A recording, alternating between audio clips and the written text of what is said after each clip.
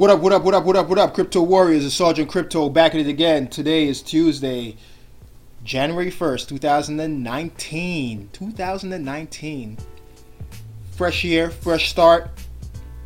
Let's take a quick look at the top 15 coins. Over the past 24 hours, we just only have a pretty much sideways movement.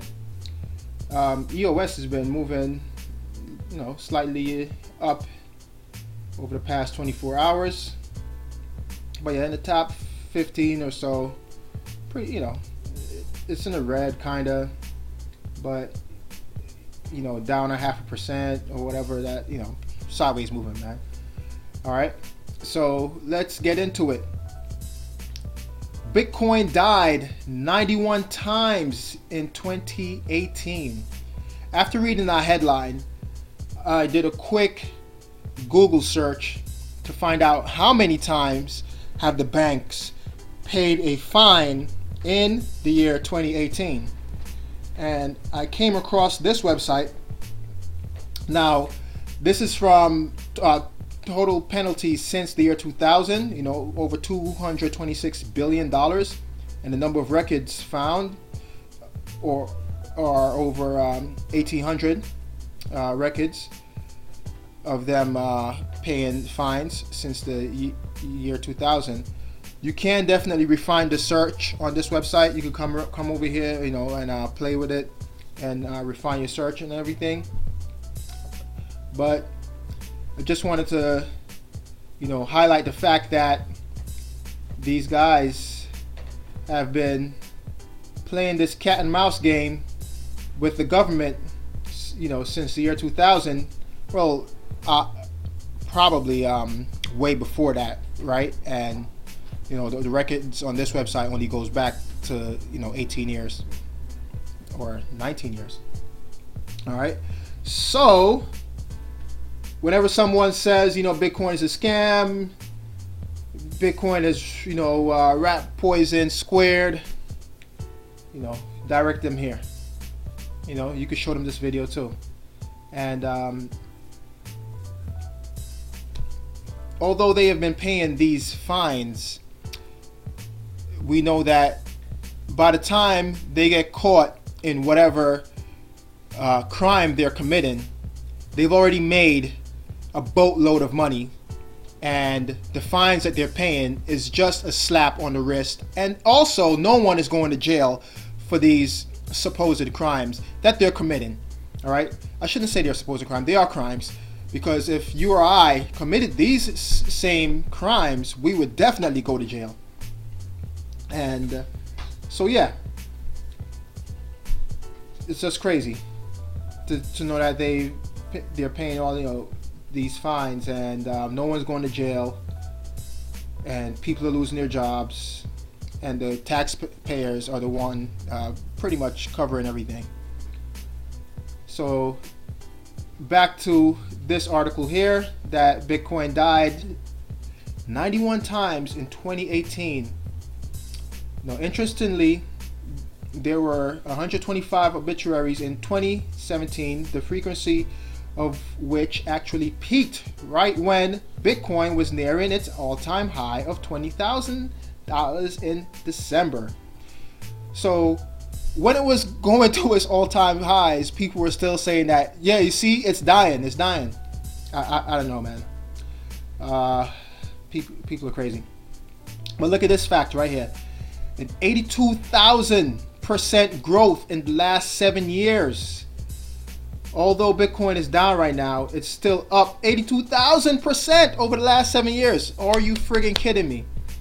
And the fact that it's also been up since its inception, since the Genesis block on January 3rd, 2009, it's been up well over, I think, 1,000,000%.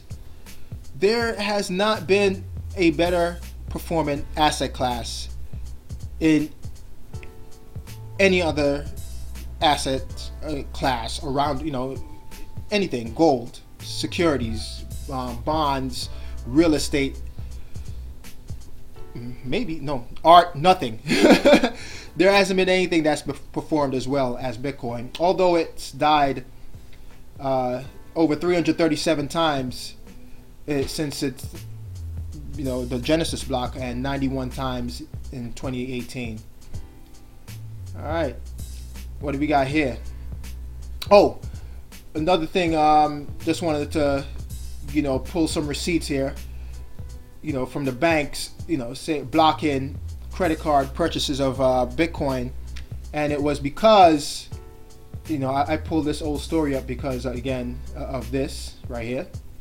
So I pulled this whole story up, and what do we have? The notice came as a confirmation to a recent report that Chase, Bank of America, and Citi had launched a ban starting in early February, that's of 2018, over fears that credit card users may run up debt if the prices of cryptocurrencies dropped. It further indicates that the restriction also extend to Capital One and another major credit card issuer in the U.S. Whenever these banks are doing things, they claim that they're doing it to protect us, the consumers. I don't need your help if I want to get into debt. Like, you're not. They didn't care as much when they were doing those fraudulent loans over there at Wells Fargo. They didn't care when they were doing predatory lending for mortgages that led to the financial crisis of 2008. But all of a sudden, you're going to, give a damn when people are buying cryptocurrencies. So, yeah, you can have that one, man. Not buying it, buddy. We got next. Oh, so Bakkt. It's been delayed again. And this time, it's because of this right here. Let me see, let me read it. In an ICE-stamped document, firm representatives claimed that the late January launch will be amended pursuant to the US CFTC's process and timeline. And while this statement was nebulous, considering that early 2019 was mentioned, along with the fact that the CFTC has been amicable with Bitcoin historically, Bakkt isn't, I guess, should be finished. I don't know. However, I think what's really happening here is the CFTC is a part of the government, and there's a government shutdown. So everything is delayed because no one is working. But it's not dead in the water, because Bakkt, they have funding of over $182 million from Boston Consulting Group, Mike Novogratz Galaxy Digital, ICE, which is their parent company, Microsoft's venture arm, and San Francisco-based Pantera Capital. They all gave funding to Bakkt. All right, and so for all you guys, waiting for Bakkt and this, ETF, supposed Bitcoin ETF, don't fret. Once the government reopens and they're able to get to the paperwork, everything will go through smoothly, and then we'll have the launching of Bakkt pretty soon. I, for one, am not. I don't care whether or not Bakkt comes into the space. Retail investors were the one that got it up to 20,000, and I think we are the ones that will get it up again to all-time highs. So that's it.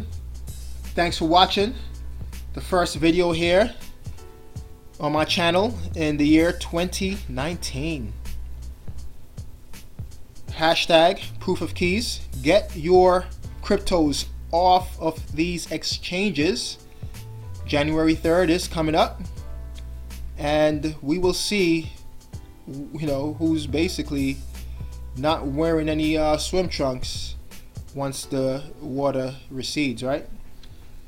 Thanks for watching again. Hit that like, subscribe, and notification bell to get notified when I upload new videos. Peace.